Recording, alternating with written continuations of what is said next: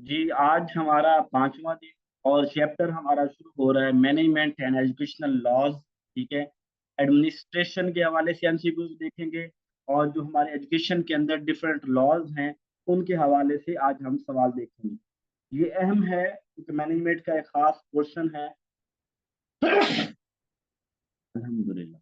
तो ये मैनेजमेंट जो है वो और मैनेजमेंट लॉज़ जो हैं, ये इनमें से तो कोई पेपर ऐसा होगा नहीं जहाँ सवाल ना आए।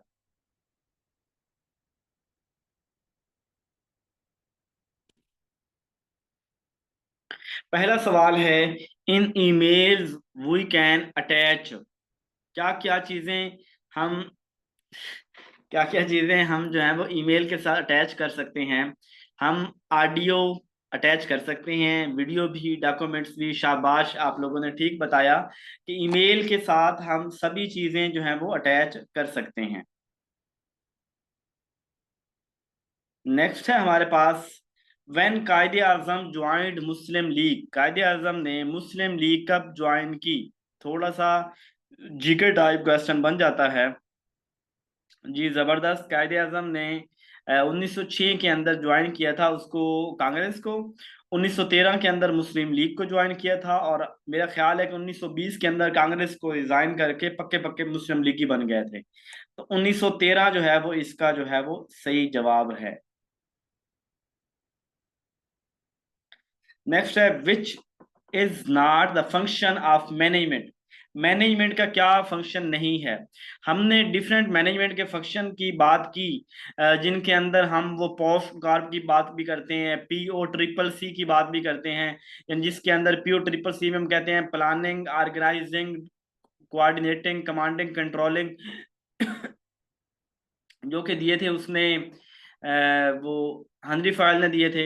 इसी तरह गुल्ले कुरवेक ने दिए थे वो, क्या बोलते हैं उसको, postcard, planning, organising, staffing, directing, coordinating, controlling. यानी वो उनमें ये वाला कौन सा पॉइंट नहीं आता फंक्शन में, सेलिंग नहीं आता। ठीक है, सेल करना ये मैनेजमेंट का काम नहीं है, जितने मैनेजमेंट के फंक्शन ऑलरेडी आपको नोट्स के अंदर बताए गए हैं। The process of setting goals and objective is known as. देखिए, जहां गोल कब सेट किए जा रहे होते हैं, यानी कौन सा मरहला होता है मैनेजमेंट का जहां गोल सेट किए जा रहे होते हैं और ऑब्जेक्टिव सेट किए जा रहे होते हैं। जी बिल्कुल, आप ठीक समझे कि सबसे पहला मरहला यानी प्लानिंग के टाइम हम देख रहे होते हैं कि हमारे गोल्स क्या हैं, हमारे ऑब्जेक्टिव क्या हैं। ये ऑर्गेनाइजेशन, ये स्टाफिंग, डायरेक्टिंग, ये बाद वाली चीजें हैं। तो पहले मरहले के अंदर हम जो है वो देख रहे होते हैं कि हमारे ऑब्जेक्टिव क्या है, हमारा गोल क्या है, हमारा इस काम को करने का मकसद क्या है। 190, the process of overseeing and guiding the work of employees is known as। कि जब आप अपने मुलाजिम की, जो उसको एक तो देखते हैं कि उसको उसका काम देखते हैं कि उसने काम कैसे किया है, साथ में आप उसको गाइड भी करते हैं, काम भी देखते हैं, गाइड भी करते हैं, तो ये कौन सा जो है वो है। तो जी बिल्कुल आप ठीक समझ रहे हैं। देखिए, हमारे पास ना दो चीजें होती हैं, एक होती है सुपरविजन और एक होती है इंस्पेक्शन। जब बात आ जाए ना, सुपरविजन के कीवर्ड हैं जिसके अंदर गाइडिंग, स्पोर्टिंग, कोऑर्डिनेटिंग, यानी जहां पे जैसे हमारा कॉलेज या स्कूल के अंदर जो प्रिंसिपल होता है वो हमारी गलतियों को हमें बता भी रहा होता है और हमारी रहनुमाई भी कर रहा होता है। यानी वो हमें कोई गलती बताता है तो हमें ठीक करने के लिए बताता है। हम उससे बिला झिझक पूछ भी सकते हैं कि सर ये काम कैसे करना है। हम उससे मशवरा भी कर सकते हैं।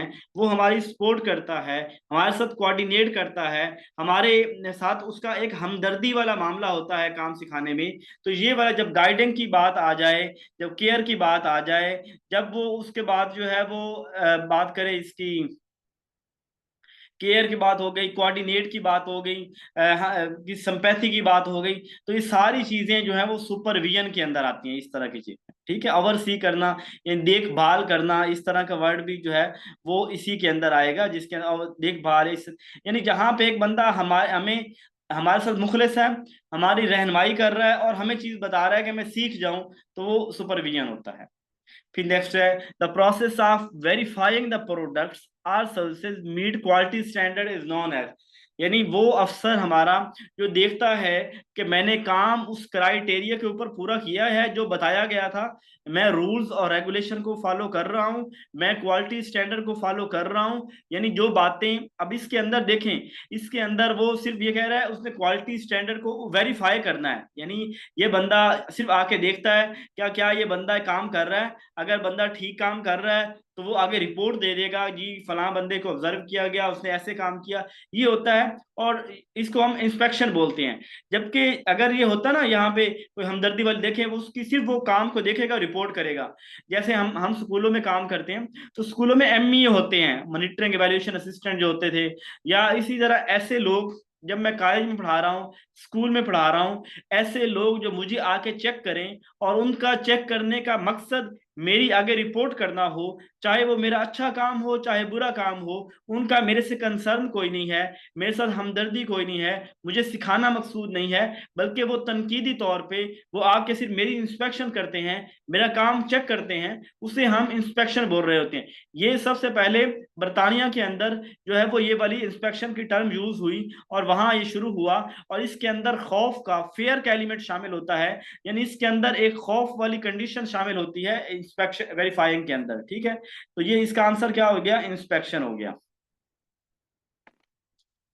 एवेल्युएशन के अंदर हम जजमेंट कर रहे होते हैं, और इसके अंदर हम देखें बात वही काम इंस्पेक्शन में भी हो रहा हो, वही काम सुपरविजन में हो रहा हो, वही काम एवेल्युएशन में हो रहा हो। इंस्पेक्शन सुपरविजन के अंदर तो हम सिर्फ इस चीज को देख रहे हैं बेसिकली कि सुपरविजन हमारा खैरखा है, इंस्पेक्शन का हमसे कोई लेना देना नहीं, वो सिर्फ मेरा काम देखना है। एवेल्युएशन तो हम वो जो अपने अपने पर्पज को देख रहे हैं कि क्या आउटकम जो मैं लेना चाह रहा था वो लिया कि नहीं है, वो तो अपना उस्ताद ले रहा होता है, वो तो मतलब उससे कोई बैर वाले बंदे का ताल्लुक नहीं है। तो ये चीजें, ये टर्म अलग हैं। ठीक है, यानी देखिए कुछ चीजों के मतलब सेम होते हैं, लेकिन हमें देखना होता है कि मेरा कंपैरिजन किसका बन सकता है। एवेल्युएशन इंस्पेक्शन का कंपैरिजन नहीं है, एवेल्युएशन एक अलग चीज है, वो असेसमेंट के अंदर हम उसको देख रहे होते हैं, जबकि इंस्पेक्शन और जो ये वाली ये चीजें मैनेजमेंट के अंदर है। ठीक है, तो अब उसका यहाँ कंपेयर, वो एक अलग उसका काम है, चाहे उनका काम सेम हो, लेकिन वो एक अलग सेंस में है, ये अलग सेंस में है।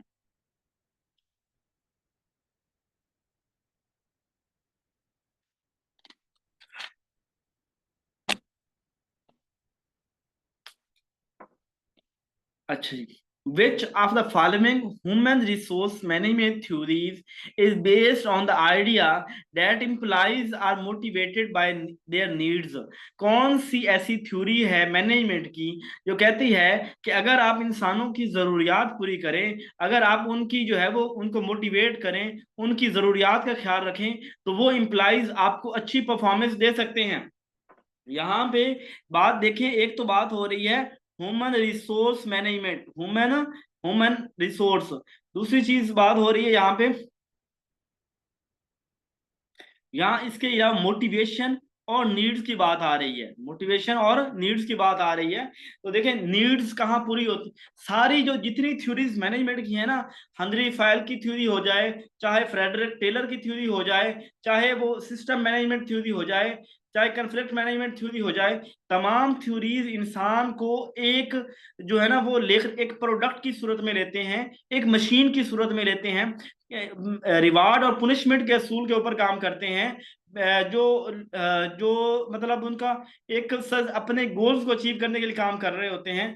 लेकिन एक थ्योरी ऐसी है जो बहुत जबरदस्त थ्योरी, वो इंसानों की जरूरत का ख्याल रखती है। वो कहती है कि इंसान अगर आपका वर्कर, अगर आप उसकी जरूरत को पूरा कर रहे हैं, वो वर्कर आपका मुखलिस होगा। यानी देखें, मेरे क्लास 4 की फादर की डेथ हो गई, मैं जनाजे पे गया, मैं उसके बाद में गया, अब उसके बाद जो है वो मैंने उसको जाते हुए उसके बच्चे को 1000 2000 पकड़ा दिया। अब ऐसी सूरत के अंदर उसको उसको क्या होगा, मेरे साथ संपैथी हो जाएगी कि यार ये बंदा मेरे दुख से पे भी आया है, और मैं, यानी ये ह्यूमन रिसोर्स, और वो जब उसकी कोई नीड हो आप उसके मसले को हल करें, तो ये वाली यानी जहाँ पे नीड पूरी हो रही हो, जहाँ पे मोटिवेट किया जा रहा हो, वो वाली थ्योरी ह्यूमन रिसोर्स मैनेजमेंट है, ह्यूमन रिलेशन मैनेजमेंट थ्योरी है। बात की समझ आइए थोड़ी, तमहीद मैंने बांधी इसीलिए। देखिए ह्यूमन नीड्स का जिक्र हो, मुख्तलिफ हमारे पास आएंगी। देखें ह्यूमन मैनेजमेंट हर कहीं हो रही होती है, आप ह्यूमन मैनेजमेंट जो है वो हर थ्योरी के अंदर मैनेज कर रहे हैं इंसानों को, लेकिन जहां बात हो रही है ना नीड की बात हो, कीवर्ड है मोटिवेट। कोई मोटिवेट नहीं करता आपको। या ट्रांसफॉर्मेशनल लीडरशिप है वो एक अलग चीज है, या वहां पे मोटिवेशन होती है या ह्यूमन रिलेशन के अंदर है। और दूसरी चीज है जो ह्यूमन रिलेशन थ्योरी मैंने 27 मिनट की है, काफी लॉन्ग थ्योरी है। अब उसके अंदर मैंने बताया हुआ है सारी डिटेल हर चीज की, जहां आप अपने वर्कर्स का ख्याल रखते हैं कि यार उसकी ये जरूरत है, उसको टाइम पे छुट्टी देना, उसको उसके लिए जो जो वर्किंग कंडीशन है उसका पंखा लगा के दें जहां काम करना है, उसको टाइम पे छुट्टी दे दें, उसको वहां दिन के टाइम चाय पानी पूछ लें। अब जब उस एम्प्लॉयज का आप ख्याल रखने हैं ना, आप उसको अपना भाई समझ रहे हैं, आप उसको अपना जो है वो करीबी समझ रहे हैं, तो वो आपके साथ मुखलिस होगा, वो आपके साथ दिल लगा के काम करेगा। ठीक है। उसके बाद है which of the following is a benefit of using a system management approach to management. पहले तो समझे सिस्टम मैनेजमेंट थ्योरी क्या है। सिस्टम मैनेजमेंट थ्योरी जो है वो प्रॉपर एक सिस्टम को फॉलो करती है। उसके अंदर एक सिस्टम होता है, हर चीज को चलाने का एक प्रॉपर स्टेप बाय स्टेप एक प्रोसेस होता है। और ये सिस्टम इसलिए बनाया जाता है कि वहां वो वर्क हमारा जो है उसकी एफिशिएंसी बढ़े, हर एक को एक्सपर्ट को उसका काम दिया गया है, वो प्रॉपर इनपुट है, प्रॉपर उसके अंदर प्रोसेस है, प्रॉपर उसके अंदर आउटपुट है, प्रॉपर उसके अंदर फीडबैक है। यानी एक चीजें बड़ी स्मूथली चल रही होती हैं। It can help organization to improve the efficiency effectiveness के सिस्टम बनाने से हर चीज जहां सिस्टम होगा, हम कहते हैं पाकिस्तान का सिस्टम ही खराब है, यहाँ जो है वो कत्ल करके लोगों को अदालतों से इंसाफ नहीं मिलता, लोगों को इंसाफ खुद लेना पड़ता है, लोगों को इतना इरिटेट किया जाता है सिस्टम से कि वो सिस्टम उनको दहशतगर्द बना देता है। तो ये एफिशिएंसी और इफेक्टिवनेस जो है वो सिस्टम से पैदा होती है। It can help organization to be more responsive to change. और ये चेंज से बड़े रिस्पॉन्स, यदि जब चेंज आती है, ये चेंज को अडेप्ट करते हैं, इस सिस्टम के अंदर इतनी गुंजाइश रखते हैं, it can help organization to create a more positive work environment. अच्छा वर्क इन्वायरमेंट क्रिएट करते हैं। तो तमाम बातें ये करेक्ट होंगी। ठीक है। Which of the following is not a key element of system management theory? Not की बात हुई। देखिए कौन सा, जो मैंने अभी आपको बताया, सिस्टम मैनेजमेंट थ्योरी के अंदर चार चीजें होती हैं। एक उसके अंदर इनपुट होती है कि हम इनपुट क्या दे रहे हैं, एक है उसके अंदर प्रोसेस क्या हुआ है, फिर है आउटपुट क्या है, फिर उसके बाद उसका फीडबैक क्या होगा। तो यहाँ पे देखिए कौन सी चीज है जो यहाँ पे इन चारों में से नहीं है।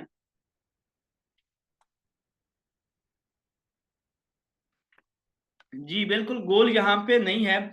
इनपुट आउटपुट प्रोसेस और फीडबैक जो है, ये चार चीजें जो है वो इस सिस्टम के अंदर होती हैं। विच of the following is not a characteristic of transactional leadership. मैं यहाँ पे आपको बता दूं, हमारे पास लीडरशिप दो तरह की यहाँ पे होती है। एक को बोलते हैं ट्रांजैक्शनल और एक को बोलते हैं ट्रांसफॉर्मेशनल। ट्रांजैक्शनल लीडरशिप वो होती है जो रिवार्ड और पुनिशमेंट के असूल के ऊपर काम करती है। अगर आप अच्छा काम करेंगे आपको रिवार्ड मिलेगा, अगर आप अच्छा काम नहीं करेंगे आपको जुर्माना होगा, आपको पनिशमेंट मिलेगी, आपको नौकरी से निकाल दिया जाएगा। ये वर्कर को मोटिवेट करते हैं अपना काम निकलवाने के लिए, वर्कर को मोटिवेट करते हैं अपना काम निकलवाने के लिए। ये बड़े शॉर्ट एंड छोटे गोल बनाते हैं। लेकिन जब भी जहां भी पनिशमेंट का असूल होगा, रिवार्ड का असूल होगा, वहां मोटिवेशन देर पा नहीं होगी, वहां लीडर को ऐसा विजनरी लीडर नहीं आएगा वहां पे। वहां तो होगा बस हम काम चलाओ, बस इनको जो लालच दो ये वाला और इनसे काम ले लो, ये तो भेड़ बकरियां हैं, इनको जो है ना वो वक्ती तौर पे कुछ सहूलियात दो, इससे खुश हो जाएगी, इनसे काम ले लो। तो यानी कौन सी यहाँ पे बात पूछी गई है ट्रांजेक्शनल की, कौन सी? तो ये तो शॉर्ट टर्म पे ऊपर, यानी जहां बात होगी ना रिवार्ड और पनिशमेंट की, वहां शॉर्ट टर्म गोल काम करेंगे। लॉन्ग टर्म हमेशा मोटिवेशन होती है। आपको मैं आज मोटिवेट करूं, आज या यकदम आपको किसी चीज ने मोटिवेट किया है, अगर आपके अंदर इंटरनल मोटिवेशन नहीं होगी तो आपको रुझान देखें, पहले दिन 40 थे, अगले 4 दिन 31, 31, 32, 30 लोग रहे हैं, आज 25 लोग हैं। अब ये मोटिवेशन लेवल ऐसा ऐसा, हालांकि ग्रुप के अंदर 80 के करीब लोग हैं। और चलो जो तो फरी वाले होते हैं उन्हें तो पता है कि वो ना भी उन्होंने उन्होंने कुछ पे नहीं किया, आप लोगों ने पे किया हुआ है। अब जो पे करके बैठा हुआ है उसको कम अज कम करा, लेकिन ऐसा ऐसा जैसे वो समझेगा कि महीना 15 दिन, उसके बाद यहाँ पे इसी क्लास में आप देखेंगे 10 से 15 लोग होंगे, सिर्फ 10 से 15 लोग होंगे, चाहे वो 100 भी हों। इतने यानी हम अपने आप को इतना ऐसा ऐसा डिमोटिवेट कर लेते हैं। क्यों? क्योंकि हमने इसको, जो मोटिवेशन हमारी उभरी होती है, यकदम आई होती है, कोई दिल के अंदर कोई बड़ी तड़प नहीं है इसके अंदर, ठीक है। इसी के अलावा clear expectation and feedback. Expectation तो होती है ना कि आप ये करोगे तो आपको इतना रिवार्ड मिल जाएगा। फीडबैक होता है। Visionary inspirational. ये विजनरी नहीं होते, ये अगले 20 सालों को नहीं देख रहे, ये आज को देख रहे हैं। आज ये चंगा होना चाहिए, बाकी छोड़े। और ये इंस्पायरेशनल जो है ना, वो मोटिवेट नहीं कर रहे होते। मैंने बताया कि मोटिवेशन ये ह्यूमन रिलेशन वाले आएगा, ये ट्रांसफॉर्मेशनल के अंदर आएगा। सबको समझ आ गई इस सवाल की? ट्रांजैक्शनल और ट्रांसफॉर्मेशनल लीडरशिप की समझ आई है? ये इस सवाल की सबको समझ आ गई है? ठीक है जी। उसके बाद है अगला, विच ऑफ द फॉलोइंग, जी आगे डिफरेंस इस अगले में आ रहा है। Which of the following is the benefit of transformational leadership? क्या आवाज सबकी तरफ ब्रेक कर रही है?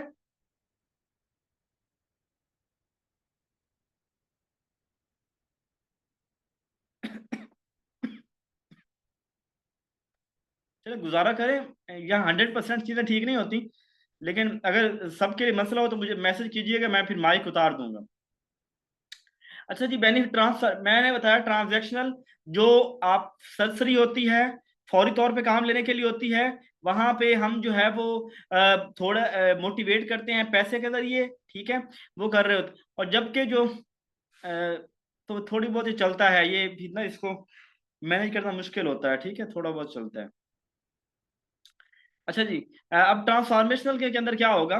Transformational leaders can help organization to achieve their goals more effectively. कि वो अपनी ऑर्गेनाइजेशन को हेल्प करते हैं कि गोल अच्छी तरह अचीव करे, ठीक बात है। Transformational leaders can help organization to adapt change more quickly. कि वो तब्दीली जो है उसको पसंद करते हैं, जब भी तब्दीली आए तो फौरी तौर पर तब्दीली को ले लेते हैं, ठीक है। ट्रांसफॉर्म तब्दीली लेके आना कोई बुरी चीज नहीं है। दुनिया के अंदर सर्वाइवल उसी का है जो तब्दीली को पसंद करता है, ठीक है।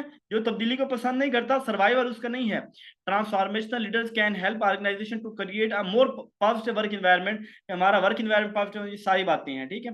यानी आप इसके अंदर सिर्फ ये देखेंगे, ट्रांसफॉर्मेशनल जो है ये ज्यादा मोटिवेशन वाली होती है। ये लोगों को अपने इंटरेस्ट के ऊपर तैयार करती है। ये उनके अंदर देर पा मोटिवेशन कायम करती है। ये उनको अपना बनाने का गुर रखती है। जबकि ट्रांजैक्शनल जो है वो पैसों के जरिए लालच दे के काम लेते हैं। Which of the following is not a primary function of educational administration? Education के अंदर जो एडमिनिस्ट्रेशन है वो कौन सा काम करती है और कौन सा काम उनका नहीं है? Setting educational goals and objective. Education के हवाले से गोल्स ऑब्जेक्टिव सेट करना, यानी सेक्रेटरी साहिबान हमारे ये काम करते हैं ना, ये गोल्स ऑब्जेक्टिव एजुकेशनल एडमिनिस्ट्रेशन कर रही होती है। हमारी एरिया एडमिनिस्ट्रेशन, हायर लेवल के एडमिनिस्ट्रेशन सेक्रेटरी वगैरह आ जाते हैं, secretary, additional secretary, deputy secretary, section officer, DPI. फिर उसके बाद नीचे आएंगे तो नीचे हमारे पास कौन आएंगे? हमारे हेडमास्टर होंगे, हमारे इसी तरह सीओज होंगे, ठीक है। ये एडमिनिस्ट्रेशन है सारी। अब ये कोई ना कोई इनमें से गोल्स और ऑब्जेक्टिव बना रहा होता है, ठीक है। फिर डिवेलपिंग एंड इम्प्लीमेंटिंग करिकुलम, कि करिकुलम को बनाना और करिकुलम डेवलप करना, ये भी वो कर रहे होते हैं, एडमिनिस्ट्रेशन वाले कर रहे होते हैं। हायरिंग इवैल्यूएटिंग टीचर, टीचर को हायर करना, ये भी काम कर रहे होते हैं। तो कौन सा काम नहीं कर रहे होते? Managing school finance. एडमिनिस्ट्रेशन जो है इस पे जो होती है ना हमारी स्कूल की, वो उसके मैनेजमेंट लेवल पे हम ले रहे होते हैं। जो होता है ना एडमिनिस्ट्रेशन, वो ऊपर लेवल पे है। अब स्कूल को एक बजट रिलीज कर दिया गया, उसको स्कूल में मैनेज करना है। तो यानी यहाँ पे इन चारों पॉइंट में जो वीक पॉइंट है वो यही फाइनेंस वाला है, कि मैनेजमेंट फाइनेंस को डील नहीं करती, बाकी एडमिनिस्ट्रेशन बाकी सारे काम करती है, ठीक है।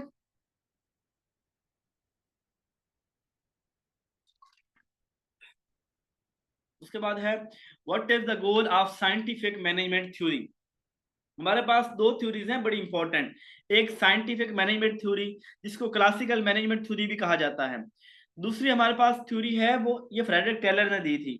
और दूसरी थ्योरी हमारे पास है operational management theory, modern management theory भी उसको बोलते हैं। वो वाली थ्योरी हेनरी फायल ने दी थी। ये दो थ्योरीज पुरानी हैं, ये इंडस्ट्रियल एरिया विक्टोरिया उस एरिया की, उस टाइम की हैं, और ये बड़ी इंपॉर्टेंट हैं, ठीक है। तो इस साइंटिफिक मैनेजमेंट थ्योरी क्या कहती है? To improve the efficiency of work, के काम को बेहतर होना चाहिए, ठीक है। वर्कर की प्रोडक्टिविटी बढ़नी चाहिए, वर्कर को सेटिस्फाई करना चाहिए ताकि ज्यादा काम ले सकें। ये सारी बातें हैं, सारी बातें पॉजिटिव हैं, ठीक है। हु इज कंसीडर्ड, मैं इनको लगा रहा, कोई नहीं लगा रहा, खुदा के बंदे बता तो दें फिर।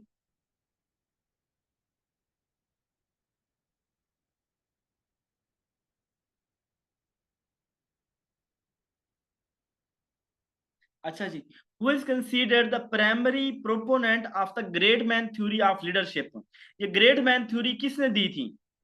ग्रेट मैन थ्योरी कहती है कि leaders are born not made, के जो लीडर्स हैं ये पैदा होते हैं, इनके अंदर बाय बर्थ स्किल्स होती हैं लीडरशिप की। तो ये वाली जो है वो किसने दी थी? ग्रेट मैन थ्योरी,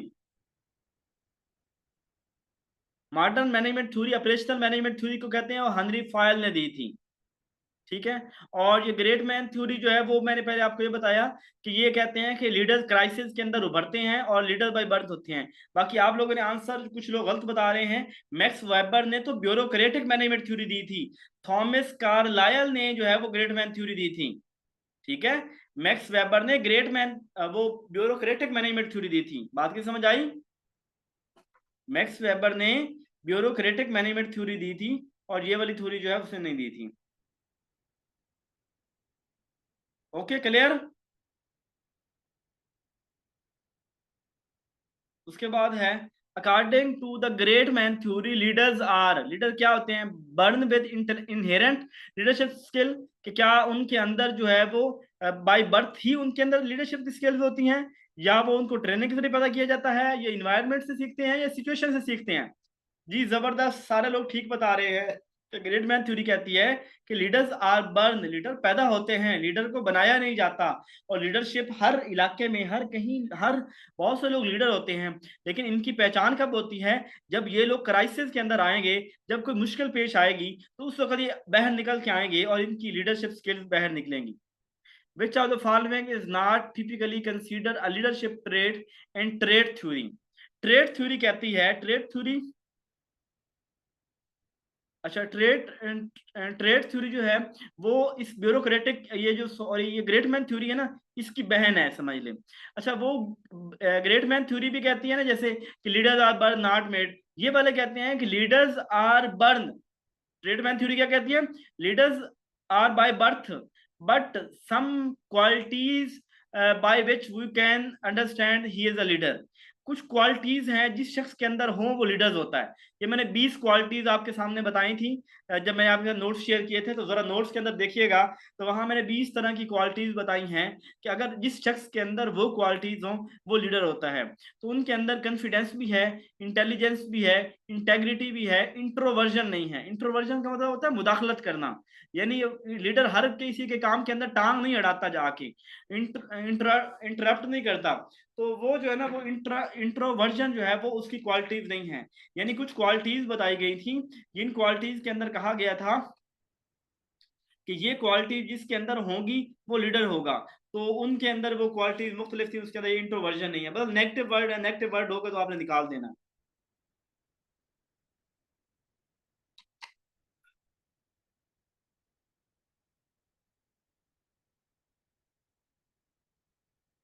उसके बाद है which theory suggests that leaders emerge during time of crisis and possesses unique qualities to handle such situation?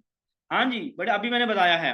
कौन कहते हैं कि लीडर क्राइसिस में उभरते हैं, और जब जब कोई प्रॉब्लम आता है तो तब ये इनके अंदर ये अपनी सलाहियतें बैठ लेके आते हैं। जी बिल्कुल, ग्रेट मैन थ्योरी ने बात की थी कि लीडर्स जो है ना, ये हमें पता कैसे चलता है, सवाल उठाया गया तो उन्होंने कहा कि जब भी क्राइसिस आएगा तो वो लोग जिनके अंदर अल्लाह ने यानी बाय बर्थ इनहेरेंटली उनके अंदर लीडरशिप क्वालिटीज होगी वो बाहर निकल के आएंगे।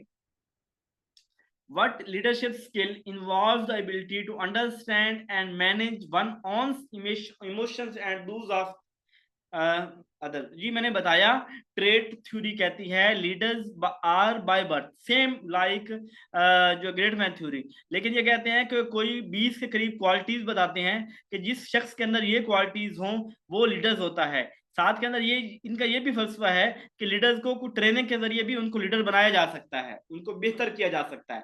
ग्रेट मैन थ्योरी इस तरह की कोई बात नहीं करता, ट्रेनिंग की, कोई क्वालिटीज की, ऐसी कोई बात नहीं करता। जबकि जो ट्रेट वाले हैं ये कहते हैं चंद क्वालिटीज हैं, अगर ये किसी बंदे के अंदर हो तो वो लीडर होता है, और कहीं पे कहता है कि लीडर्स को ट्रेन करे तो वो लीडर बन जाता है। ठीक है।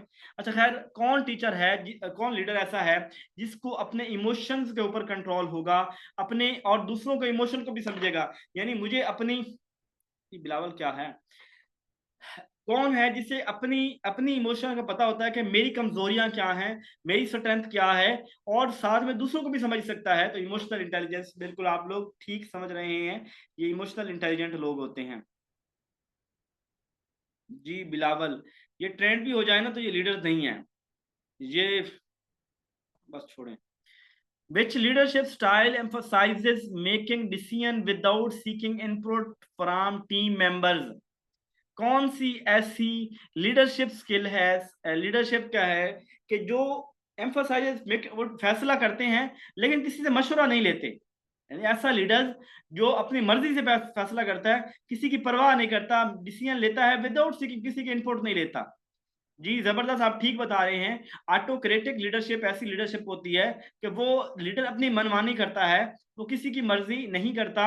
ये सिर्फ मुशर्रफ नहीं है, हर दौर में हर शख्स ऐसे ही, पूरा पाकिस्तान की मेंटेलिटी यही बन चुकी है। क्लास के अंदर उस्ताद बच्चों से मशवरा नहीं लेता, बच्चे उस्ताद से नहीं लेते, घर में वालिद बच्चों से मशवरा नहीं लेता।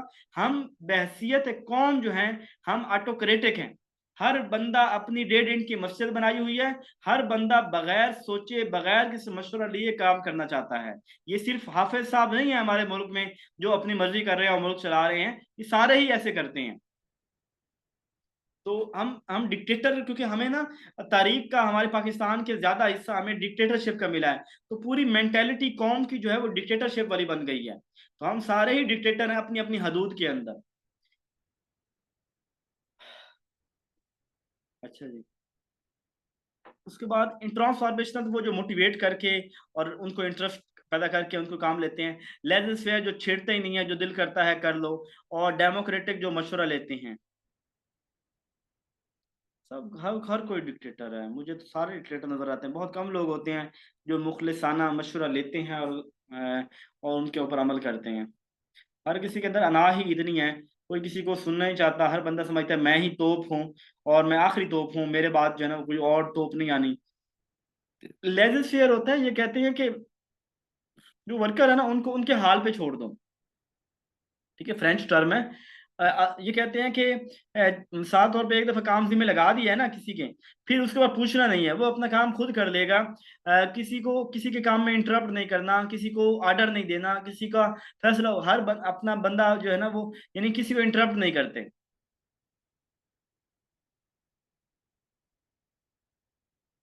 जी ऐसे ही है। 205। A leadership style that encourages, अच्छा वैसे ये अच्छी है, लेजर फेयर। अगर आपके वर्कर्स ट्रेंड हो ना, मिसाल के तौर पे मेरे नीचे काम करने वाले लोग ट्रेंड हैं और जिम्मेदार लोग हैं, मैं एक दफा उनके जिम्मे काम लगाऊं और फिर मैं साइड पे हो जाऊं, वो जाने और उनका काम जाने, यानी वो खुद काम कर लेंगे, तो ये वाली होती है लेजर फेयर होती है। ठीक है, और कि वो खुद अपना काम कर लेते हैं, हमें बार बार पूछने की या कोई जरूरत नहीं है। अच्छा, लीडरशिप दैट इनकरेजेस कोलैबोरेशन, वो लीडरशिप स्टाइल जो कोलैबोरेशन को देखती है और लोगों को जब भी कोई फैसला करना हो, टीम मेंबर्स से वैल्यू लेती है, उनसे इनपुट लेती है और उनकी ओपिनियन के एहतराम करती है, वो कौन सी डेमोक्रेटिक है। आप लोग ठीक समझ रहे हैं, इन डेमोक्रेटिक लीडरशिप में अपने दोस्तों की राय का, हैसियत का एहतराम किया जाता है, उनके मशवरे को माना जाता है, उनसे फीडबैक लिया जाता है, उनके साथ कोलैबोरेट किया जाता है। तो ये होता है। अथॉरिटेरियन में डिक्टेटरशिप होती है। क्रिस्मेटिक के अंदर तो होता है, जैसे इमरान खान है, इमरान खान एक क्रिस्मेटिक लीडर है। अगर उसने उसने उसके अच्छे कमालात ना भी हों, लेकिन एक ऐसी खुदादाद उसके अंदर सलाहियत है कि लोग उससे चाहते हैं, लोग उसको मोहब्बत करते हैं। यानी वो करिश्मा है एक खुदा का, क्रिस्मेटिक है, एक ऐसी शख्सियत अल्लाह ने बनाया है कि लोग उससे मोहब्बत करते हैं, तो ये क्रिस्मेटिक होता है। In the context of leadership style, which one focus on motivating, अभी तो कुछ सवाल ही 10 हुए हैं, इधर से जो है ना वो टाइम भी खत्म होने वाला है। अच्छा जी, in the context of leadership style which one focuses on motivating and inspiring team members toward a shared vision. Shared vision, देखिए जहां पे मैंने अभी आपको बताया था, विजनरी लीडरशिप कौन सी होती है। जी बिल्कुल, ट्रांसफॉर्मेशनल। और ये ना लोगों को अपने इंटरेस्ट के ऊपर तैयार करते हैं। जैसे देखें, कंपनी होती है ना, वो कहती हैं कि आपकी तनख्वाह 15,000 है और उसके बाद हमें जितना प्रॉफिट मिलेगा ना वो 10% आपका होगा। मेरे मुर्शिद कासिम अली शाह साहब जो हैं, उनकी जो ऑर्गेनाइजेशन है, वहां पे उनको 50 एम्प्लॉयज रखे हुए हैं। तो वो वहाँ उसका जितना रेवेन्यू जनरेट होता है, यानी कि वहाँ पे यूट्यूब चैनल चल रहे हैं या उनके और मुख्तलिफ एक्टिविटीज हैं, तो वो सारा प्रॉफिट उन्हीं के अंडर होता है और उसी की बुनियाद पर उन सबको शेयर मिल रहा होता है। यानी शेयर्ड गोल के ऊपर जब आप लोगों को ट्रेन कर रहे होते हैं, तो इस तरह यानी विजनरी लोग लोग होते हैं, ये वाले ट्रांसफॉर्मेशनल होंगे। अच्छा जी, उसके बाद हमारे पास है what leadership style is characterised by a hands off approach allowing team member to make most decision. Hands off approach क्या होती है? यानी which leadership what leadership style characterised by a hands off approach allowing team. Team member को इजाजत दे दिया, थोड़ा जो दिल करता है कर लो, अपने गल्लू ला छोड़िया, यानी अपने अपने से बोझ उतार दिया है, उनको दे दिया है कि ये आप फैसला खुद कर लो, मैं आपके दरमियान इंटरफेयर नहीं करता, आपको तंग नहीं करता। जी आप लोगों ने ठीक जवाब दिया है, ये लेजिस फेयर इसका आंसर है। ठीक है, यानी यहाँ पे जो लीडर्स हैं उनको आज़ादी दे दी है कि वो अपना खुद करें। Inspection officers of education department depend on the particulars, merits, demerits and views in। जो लोग स्कूल टीचर हैं, उनके अंदर उनका इंस्पेक्शन ऑफिसर जो कि उसी डिपार्टमेंट का है, यहाँ बात देखिए वो एक कीवर्ड लिखा हुआ है, एजुकेशन डिपार्टमेंट, यानी अपने ही डिपार्टमेंट का बंदा है, किसी और डिपार्टमेंट से नहीं आया, और वो इंस्पेक्शन चाहे करने आया है। वो अपनी जो कमेंट्स लिखेगा, अच्छी मेरिट्स डी मेरिट्स जो भी उसे लिखनी है, तो लॉग बुक के अंदर लिखेगा। कहाँ लिखेगा? लॉग बुक के अंदर लिखेगा। अगर तो शख्स जो चेक करने वाला है, जो इंस्पेक्शन करने वाला है, अगर वो किसी बाहर के डिपार्टमेंट से आए, यानी वो बंदा जो है वो एजुकेशन डिपार्टमेंट से हट के आता, फिर वो उसने विजिटर बुक रजिस्टर के अंदर लिखना था। कहाँ लिखना था? विजिटर रजिस्टर के अंदर। और अगर वो अपने ही डिपार्टमेंट का हो, तो फिर वो लॉग बुक के अंदर लिखेगा।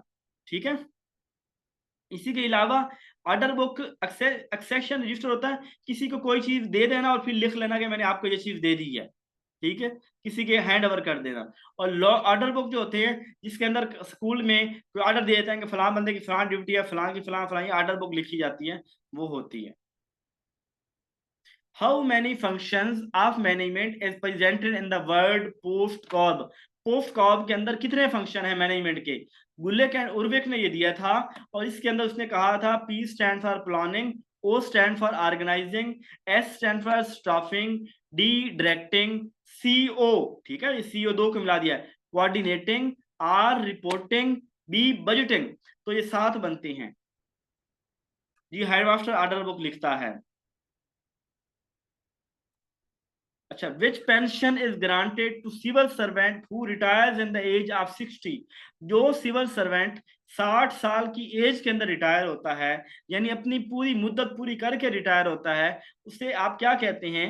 उसे आप सुपर एनुएशन कहते हैं। यानी इस बंदे ने 60 साल की उम्र पूरी करके रिटायरमेंट ली है, तो ये सुपर एनुएशन होती है। ठीक हो गया।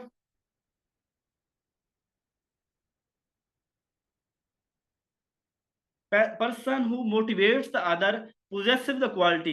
वो शख्स जो दूसरों को मोटिवेट करता है, वो कौन बंदा होता है?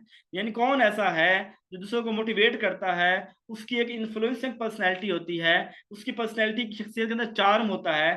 कौन है ये? लीडर होता है। ठीक है, लीडर अपना इन्फ्लुएंस रखता है, लोग इसे चाहते हैं, लोग इसे पसंद करते हैं, इसके अंदर क्वालिटीज होती हैं लीडरशिप की। The father of modern theory of management. Modern theory of management का फादर कौन है? अभी बताया है आपको। मॉडर्न मैनेजमेंट थ्योरी, क्लासिकल की बात हो तो फिर तो आपने कर देना है, टेलर की बात करनी है। अगर मॉडर्न की बात की है तो हनरी फाइल होगा, बी होगा। ठीक है, Henry file. Modern management theory, operational management theory, ये हनरी फाइल है। बात की समझ आई है सबको? अच्छा जी।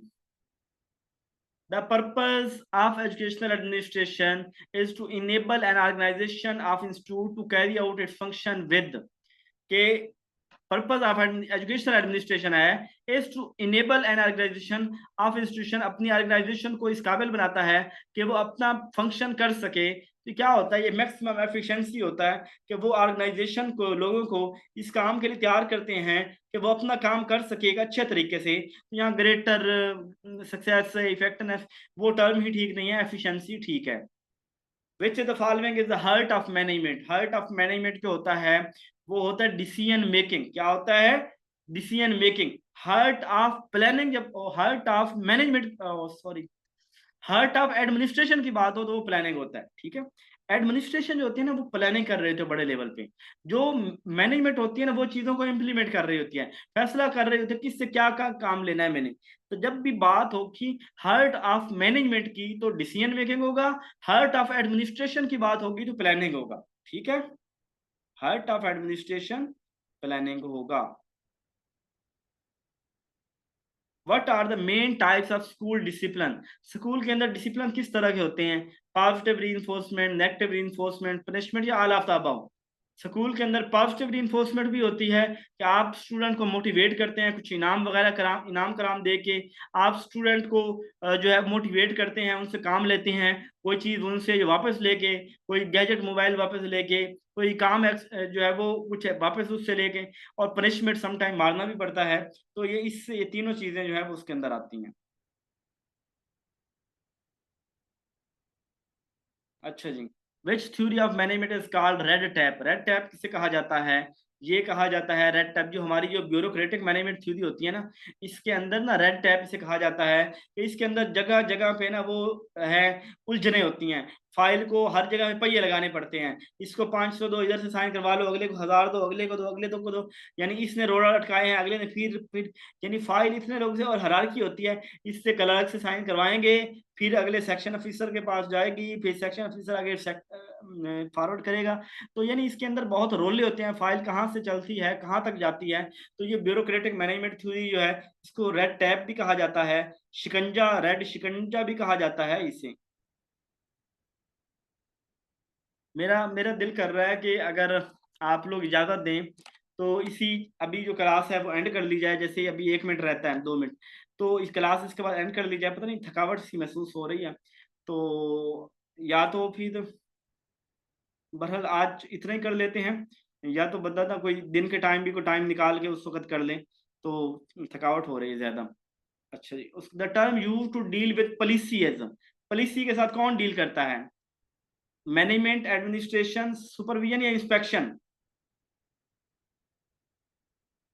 जी, इसको एडमिनिस्ट, जब पॉलिसी की बात आए ना, प्लानिंग करना, तो ये वाली चीजें जो है ना वो पॉलिसी ये वाली आती हैं, एडमिनिस्ट्रेशन के अंदर आती हैं।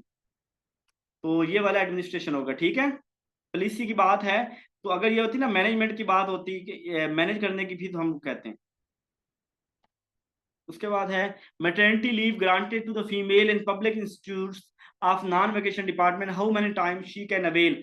यानी जो हमारे नॉन वेकेशन डिपार्टमेंट है, बेसिकली नॉन वेकेशन और वेकेशन दोनों के अंदर फीमेल को सिर्फ 3 दफा मैटरनिटी लीव दी जाती है, ठीक है। चाहे ये किताबों में लिखा हुआ है जी कि वेकेशन डिपार्टमेंट को जितनी मर्जी दफा लें, ऐसी कोई बात नहीं है। चाहे वेकेशन हो चाहे नॉन वेकेशन हो, ये छुट्टियां जो है सबको 3 दफा ही मिलती हैं। यानी 3 बच्चे पैदा कर सकती हैं फीमेल ड्यूरिंग सर्विस। 3 से ज्यादा बच्चे पैदा करेंगी ड्यूरिंग सर्विस तो फिर उन्हें चौथे बच्चे के ऊपर जो है वो 15 दिन का मेडिकल मिल जाएगा। अदरवाइज उसे वो छुट्टियां 3 महीने वाली नहीं मिलेंगी, विद पे जो होती हैं। बात की समझ आई? जैसे ही क्लास एंड हो जाए तो उसके बाद आप, आज क्लास नेक्स्ट नहीं होगी।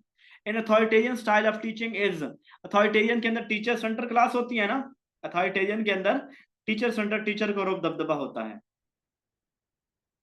उसके बाद है, बस ये ठीक है, इतना ही कर लेते हैं। तो 219 तक सवाल हुए हैं, बाकी जो है वो कल करते हैं। मेरा कभी कभी दिल करता है मैं जब दिन को फ्री हूँ तब क्लास ले लूँ, लेकिन फिर हर एक के लिए उस वक्त जो है वो इजी नहीं होता, तो ये टाइम जो है सब ठीक है।